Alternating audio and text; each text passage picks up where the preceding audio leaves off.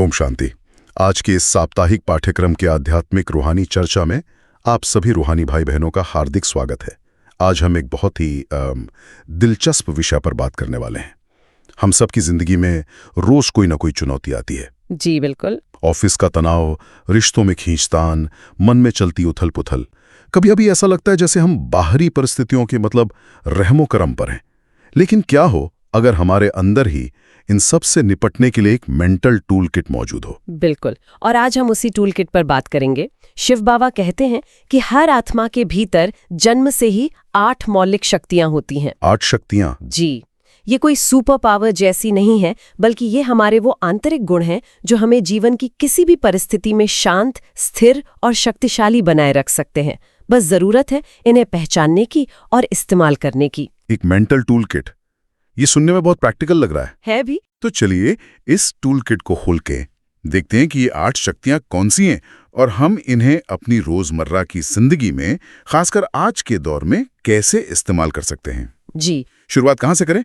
मुझे लगता है सबसे पहले उन शक्तियों की बात करनी चाहिए जो हमें बाहरी दुनिया के दबाव से बचाती हैं। बहुत अच्छा पॉइंट है। सबसे पहले बात करते हैं समाने की शक्ति और सहन शक्ति की। ये दोनों हमारी पहली डिफेंस लाइन की तरह है। पहली डिफेंस लाइन? हाँ।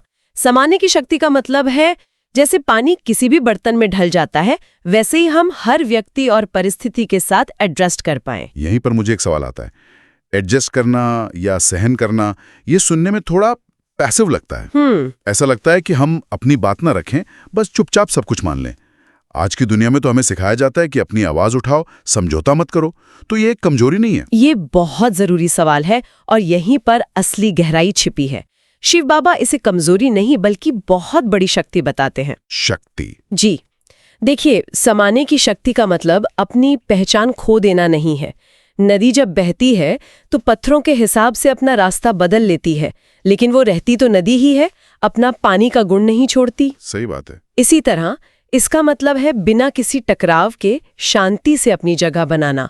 ये दूसरों को जैसा वो हैं स्वीकार करने की कला है। अच्छा। तो इसका मतलब है कि हम किसी की बात से असहमत होते हुए भी उस व्यक्ति का सम्मान कर सकते हैं और स्थिति को बिगड़ने से रोक सकते हैं। बिल्कुल। जैसे ऑफिस में किसी सहकर्मी का काम करने का तरीका हमसे बिल्कुल अलग है, तो उससे लड़ने की बजाय उसके तरीके को समझकर साथ काम करने का रास्ता निकालना। एकदम सही।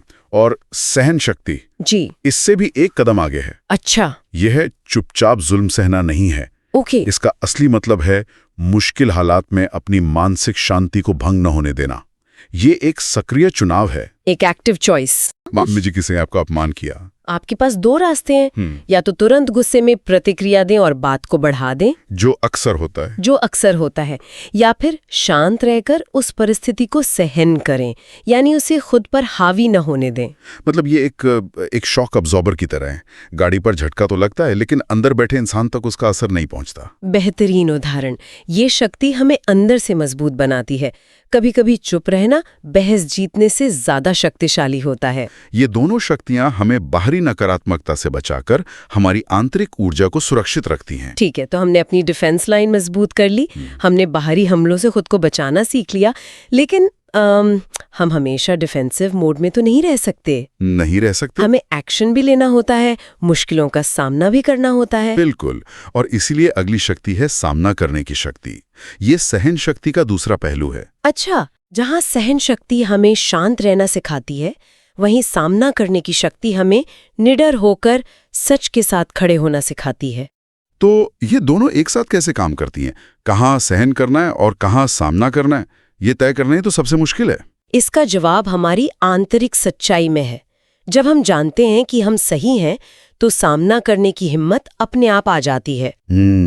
लेकिन ये सामना गुस्से या अहंकार से नहीं, बल्कि शांति और दृढ़ता से होता है। ओके। मान लीजिए आपके सामने कुछ गलत हो रहा है, आप उसे सहन करते हैं, यानी तुरंत लड़ाई झगड़ा नहीं करते, लेकिन फिर आप सामना करने की शक्ति का इस्तेमाल करके शांति से लेकिन मजबूती से अपनी बात रखते हैं। ये बोलने और चुप रहने के बीच का संतुलन है। मुझे लगता है कि ये शक्ति हमें आत्मविश्वास देती है। ये हमें सिखाती है कि हम चुनौतियों से भागे नहीं, बल्कि उन्हें पार करने का रास्ता खोजें। जी। इसके साथ ही एक और शक्ति है जो हमें दुनिया में काम करने में मदद करती है, सहयोग करने की शक्ति। पर आज के कॉम्पिटिटिव माहौल में जहां हर कोई आगे निकलना चाहता है, सहयोग की बात थोड़ी आदर्शवादी नहीं लगती? लगती है, लेकिन इसके बिना कोई भी बड़ा काम संभव नहीं है। सहयोग का मतलब सिर्फ मदद करना नहीं है। इसका गहरा अर्थ है ये समझना कि हम सब एक बड़े विश्व नाटक का हिस्सा हैं और हर कोई अपनी भूमिका निभा रहा है। जब हम इस नजरिए से देखते हैं तो अहंकार खत्म हो जाता है। यानी मैं की जगह हम की भावना। जी, सहयोग करने के लिए विनम्रता चाहिए। यह समझना जरूरी है कि हम अपने ज्ञान या अनुभव से दूसरों को आगे बढ़ने में मदद कर सकते हैं। सही है। जब हम एक टीम के तौर पर, चाहे वो परिवार हो, ऑफिस हो या समाज, एक कॉमन लक्ष्य के लिए काम करते हैं तो सबकी ऊर्जा मिलकर उस काम को कई गुना आसान बना देती है। यह शक्ति हमें अकेलेपन से निकालकर जुड़ाव का एहसास कराती है। ये बहुत अच्छी बात है। तो हमने बाहरी दुनिया से निपटना सीख लिया, सहन करके, सामना करके और सहयोग करके। लेकिन अक्सर असली लड़ाई तो हमारे अपने मन के अंदर चल रही होती है। हाँ, इसका भी उपाय है इस टूल किट में, और वो शक्ति है समेटने की शक्ति। समेटने की शक्ति। इसका नाम ही कितना खूबसूरत है।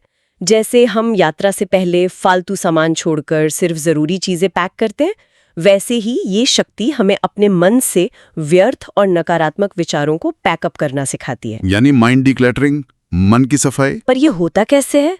विचार तो अपने आप आते जाते रहते हैं। इसके लिए अभ्यास चाहिए, जिसे वैराग्य कहते हैं। यानी पुरानी बातों, पुरानी चोटों से खुद को अलग करना। हम अक्सर अतीत में जीते हैं। उसने ऐसा क्यों कहा, मेरे साथ ऐसा क्यों हुआ, ये विचार हमारे मन की ऊर्जा चूस लेते हैं।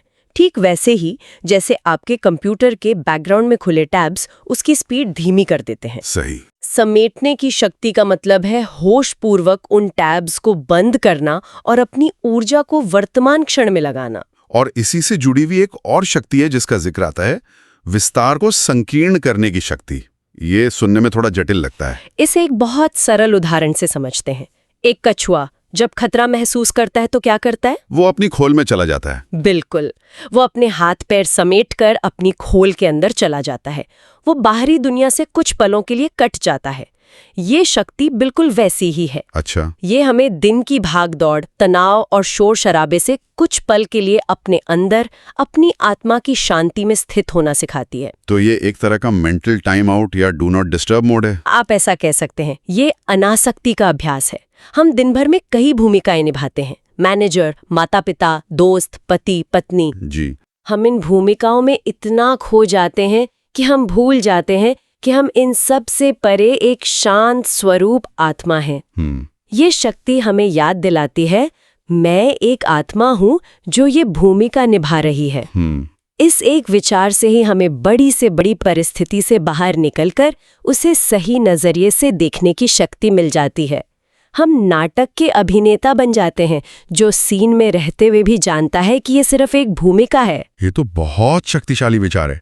इससे तो निर्णय लेना भी आसान हो जाता होगा। बिल्कुल। और यहीं पे शायद आखिरी दो शक्तियां काम आती हैं, परखने की शक्ति और निर्णय करने की शक्ति। बिल्कुल, ये हमारी गाइडेंस सिस्टम की तरह है।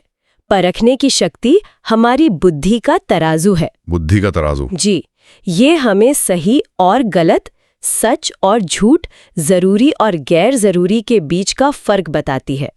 जब तक हम चीजों को सही सही परखेंगे नहीं, तब तक सही निर्णय कैसे लेंगे? लेकिन निर्णय करने की शक्ति, ये जो जज शब्द है, यह सुनते ही मन में एक नेगेटिव भाव आता है।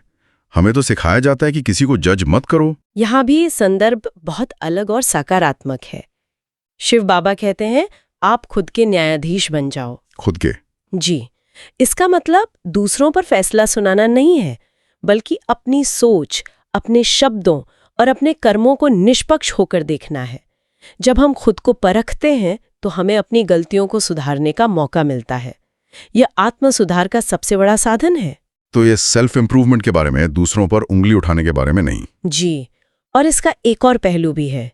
ये शक्ति हमें लोगों और परिस्थितियों को सही ढंग से परखने में भी मदद करती है, ताकि हम धोखे या गलत संगत से बच सकें। अच्छा। ये एक तरह का सुरक्षा कवच है। जब हमारी परखने की शक्ति तेज होती है और हम खुद के प्रति ईमानदार होकर निर्णय लेते हैं, तो हमारी बुद्धि मजबूत होती है और हम जीवन के हर मोड़ पर सही रास्ता चुन पाते हैं। कमाल है।